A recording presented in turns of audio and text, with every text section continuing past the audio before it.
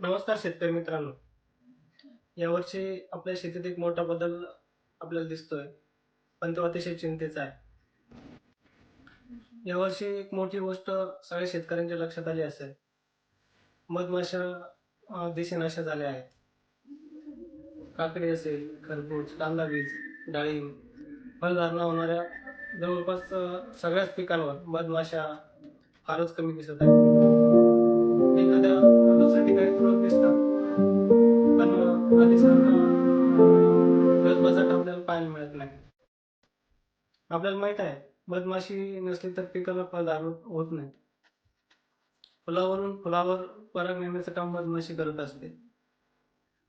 तेच बंद झालं की उत्पादन घटत असतं. आज आपणच जास्तीच्या औषधाची फवारणी करून मधमाशांचा नाश करत आहोत. फवारणी केल्यावर त्या मरतात, पळून जातात आणि मग आपल्याला पिकं साथ देत नाही. याचं जिवंत उदाहरण म्हणजे या वर्षीचं काकडीचं आहे.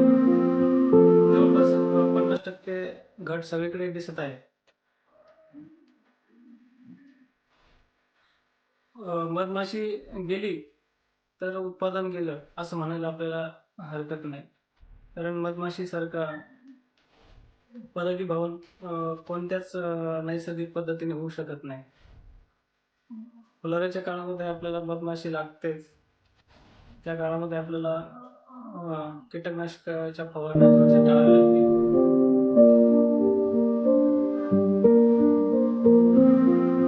कारण मधमाशी वाचली तरच आपली शेती वाचेल. धन्यवाद.